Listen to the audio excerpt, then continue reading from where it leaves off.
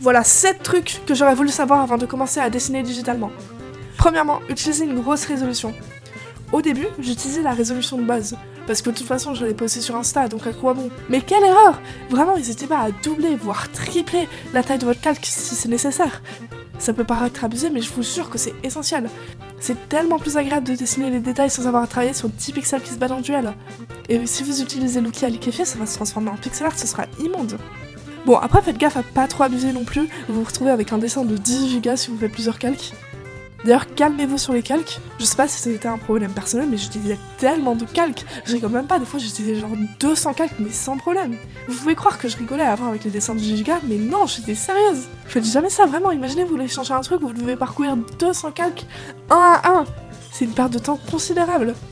Perso, ce que je conseille, c'est d'avoir un calque pour le line art, un pour le fond, un pour le premier plan, un pour les couleurs de base, un pour les ombrages, et un au-dessus de tous pour les corrections. Avoir autant de calques, c'est comme avoir une énorme boîte de crayons de couleur, mais ils sont tous mélangés, genre quel enfer! Et en plus, être organisé, ça permet de gagner tellement de temps. À cette époque, je passais genre 10 heures sur un dessin, il était immonde. Maintenant, j'ai divisé le temps par 2 et j'ai largement augmenté en qualité. Et je passais pas juste 10 heures parce que j'étais pas organisée. Je passais ma vie à m'attarder sur des détails futiles. Et quand je dis futile, c'est vraiment le cas. Je voulais que chaque détail soit parfait et au final, j'en oubliais le résultat final. C'est bien, tu zoomes, c'est tout lisse, c'est tout, mais quand tu prends un pas en arrière, c'est immonde. Je dis pas l'inverse, faites de beaux détails si vous voulez, mais oubliez jamais l'ensemble de votre dessin. Prenez ça comme de la sculpture. Au début, on commence avec un gros pâté, et petit à petit, on va réduire pour se concentrer sur les détails. Et enfin, on peut s'arrêter lorsqu'on est satisfait de notre niveau de détail. Si tu commences à sculpter de manière extrêmement détaillée, ok, cool, mais à la finale, tu vas te retrouver avec un truc qui n'a aucun sens. Et pour commencer, je conseille vraiment de pas s'attarder sur les détails. Si vous voulez vous améliorer, bien sûr, parce que voyez vos dessins comme vous rapportant de l'XP. Un dessin pas très détaillé vous donnera genre 100 d'XP, alors qu'un dessin détaillé, qui vous prendra 2 fois plus de temps, vous en donnera 120. Bon, alors si vous voulez progresser, c'est pas le meilleur moyen de vous concentrer excessivement sur les détails. Ensuite, point évident, mais apprenez votre logiciel et tous les outils qui sont à votre disposition. Si vous voulez, je vous fais carrément un tuto sur mon logiciel de dessin. Mais sachez que le dessin digital, c'est fait pour vous simplifier la vie, et ce sera seulement le cas si vous savez comment le faire. Premier outil qui est très pratique et que j'utilise tout le temps, carrément j'en ai créé un raccourci, c'est la symétrie. C'est littéralement magique. Car des fois, ça fait tellement longtemps que tu dessines, t'es habitué à voir ton dessin. C'est pour ça que des fois, tu prends une masterpiece, tu reviens le lendemain, t'as envie de te brûler les yeux. Et retourner ton calque, ça va te permettre de prendre du recul sans avoir à dormir. Car de toute façon, c'est trop cringe de dormir en tant qu'artiste. Donc une fois que t'as vu toutes tes erreurs, tu peux utiliser l'outil à liquéfier comme on a dit plus tôt. Carrément, Clip Studio, ils ont fait une update, tu peux l'utiliser sur plusieurs calques en même temps, c'est trop bien. Et vous vous rendez sûrement pas compte du pouvoir que ça donne. Imaginez une erreur en peinture, vous devez refaire tout le rendering, vous devez vraiment tout refaire, alors que là, ça te prend même pas 30 secondes. Et finalement, le dernier cheat code, c'est que tu peux passer en noir et blanc. Je vois tellement de gens passer à côté, alors qu'avoir de bonnes valeurs, ça peut littéralement décider si ton dessin il est bon ou s'il est bof. Donc pour faire ça, vous créez un calque blanc au-dessus de tous vos calques et vous le mettez en mode couleur. Et au final, ça sert à quoi? Déjà, ça te permet de vérifier si tes ombres elles sont cohérentes et de voir si t'as assez de contraste. Pour les ombres, c'est assez logique, mais si la couleur de base et ton ombre, elles sont presque de la même nuance, c'est qu'il y a un problème. Donc faut pas hésiter à vérifier ça avant de passer au rendering. Et ensuite, pour l'histoire du contraste, c'est aussi super simple. Lorsque tu fais un fond par exemple, mais ça peut être n'importe quoi, ça peut être les habits ou les cheveux de ton personnage, tu vas vérifier que le contraste entre les deux valeurs est élevé. Si c'est trop proche, ton élément il va pas ressortir, et si rien ne ressort dans son dessin, on sait même pas où regarder. Ensuite, c'est bien d'avoir des bonnes valeurs, mais les couleurs aussi c'est essentiel. Et il y a une erreur que beaucoup commettent, et je vais avouer je l'ai aussi commis par le passé, c'est d'utiliser la pipelette. La pipelette par exemple sur des animés, les couleurs elles sont cool hein, mais c'est parce que c'est une animation, je peux pas te permettre d'avoir des couleurs super intéressantes, sinon ça va distraire l'œil. C'est souvent un scénario de lumière pas très intéressant, parce que imagine une scène dans la nuit, il y a tout qui est sombre, alors que si tu fais un dessin dans la nuit, tu vas faire en sorte qu'il y ait un jeu de lumière intéressant et tout, parce que ton dessin, t'as une seule chance, c'est un one shot, tu dois faire en une image, capturer un maximum d'émotions possible, alors que dans les animés, ils ont tellement d'images que c'est pas grave si chaque image, individuellement, c'est pas une masterpiece. Donc si vous faites ça, vous allez finir par avoir des couleurs toutes désaturées et inintéressantes.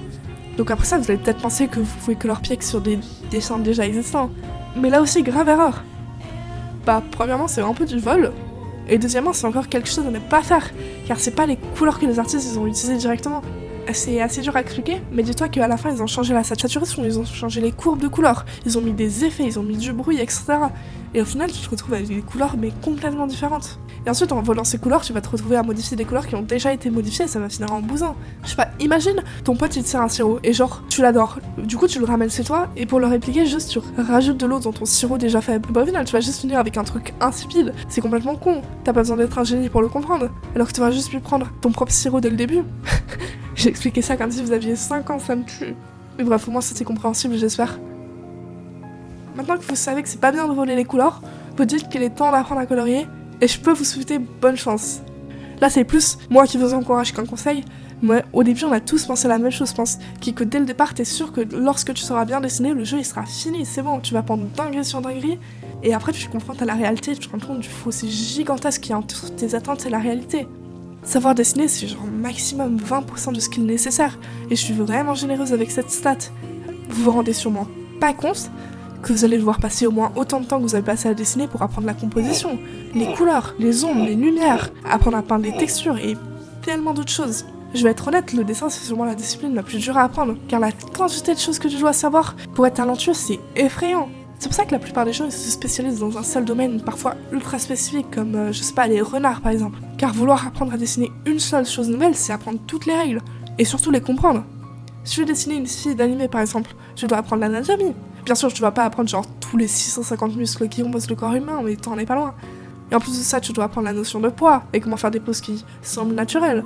Si tu veux faire ton propre personnage, bah bonne chance, tu vas devoir apprendre à créer des outfits. Et dis-toi que les gens qui sont en compétition avec toi, ils ont fait 3 ans d'études de mode. Je sais pas de vous effrayer, hein, mais juste de vous avertir. Car on se rend souvent pas compte de tout ce qu'il faut savoir pour acquérir une compétence. Et c'est justement en sous-estimant tout ce qu'il faut savoir qu'on commence à se dire qu'on n'y arrivera jamais ou qu'on progresse trop lentement. Alors que non, justement, c'est complètement normal. Des fois, je suis fière d'un dessin, puis je vais sur Twitter et je vois des artistes incroyables. Et je suis un peu triste de pas dessiner comme eux, je veux pas vous mentir. Mais c'est à ces moments-là qu'il faut se dire ta gueule. Genre vraiment, ta gueule, t'as commencé à dessiner il y a 1 an, ils ont sûrement 10 fois plus d'expérience, te compare pas.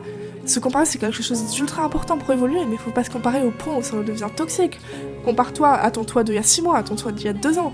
Compare-toi à quelqu'un qui a 10 niveaux au-dessus, mais pas 100 niveaux au-dessus. C'est complètement con, ça va juste te décourager. Faut le faire intelligemment, faut utiliser des gens meilleurs que toi comme inspiration. C'est le prochain point justement, utilise des références. Et ça, c'est pas exclusif au dessin digital. Ne pas utiliser de références, c'est comme essayer d'apprendre les maths par soi-même, par exemple, sans livre, sans rien. C'est foncer droit dans le mur. On a commencé à dessiner il y a genre 50 000 ans. Tu vas jamais pouvoir tout découvrir tout seul. Tous les plus grands artistes, ils ont commencé en copiant ou en s'inspirant. Et c'est la chose la plus normale qui soit. Je vais vous montrer vite fait comment utiliser une référence. Déjà, trouvez un dessin que vous aimez bien, et copiez-le sur votre logiciel de dessin. Quand je dis copier, c'est littéralement faire CTRL-C, CTRL-V. Et ensuite, analysez-le. Pour ça, prenez un espace à droite pour l'analyser et faites-le sérieusement. Je veux que vous m'écriviez un essai complet sur ce dessin. Comment est la composition? Quelles couleurs ont été utilisées? Comment je pourrais expliquer ça? Quelles sont les proportions? Les sources de lumière? Le rendering? Est-ce qu'il y a un line art? Qu'est-ce que je ressens en regardant? Pourquoi? Et au début, si vous trouvez pas grand-chose, c'est pas grave, c'est comme tout, ça se travaille. Une fois que vous avez analysé, trouvez un élément que vous aimez bien sur le dessin et incorporez-le dans le vôtre. Par exemple, si je trouve que la manière de colorier les yeux de ce dessin il me plaît, bah je vais essayer de faire la même chose dans mon propre dessin. Et c'est très différent que de copier. Copier c'est bien pour comprendre la première fois, mais on peut pas dire que vous avez compris avant de l'appliquer dans une toute nouvelle situation. Pour prendre l'exemple des maths, si vous comprenez comment un problème a été résolu, c'est bien, mais on peut pas dire que vous avez réellement compris, à part si vous arrivez à appliquer ce raisonnement dans un tout nouveau problème. Ce qui aide à ne pas bêtement copier, c'est d'utiliser plusieurs références. Commencez avec 2 ou 3, puis augmentez au fur et à mesure que vous progressez en dessin. En faisant ça, vous vous assurez qu'à chaque dessin, vous avez appris quelque chose de nouveau. Et vous évitez de rester dans votre zone de confort sans le savoir. C'est tout le but d'une study, de faire quelque chose au-delà de nos capacités. Une autre chose que vous pouvez faire, c'est détruire les uns de l'autre. Je parle pas de lui rajouter genre des œuvres sur le visage ou autre. Enfin, faites ce que vous voulez, mais c'est pas le but. Le but, c'est de comprendre pourquoi il a pris cette décision et pas une autre. Genre, il se passerait quoi si les yeux seraient plus petits? Et si la robe, elle était rouge? Et si le fond, il était différent? Laissez votre créativité prendre le dessus et lâchez-vous. Dessinez par-dessus, changez les proportions.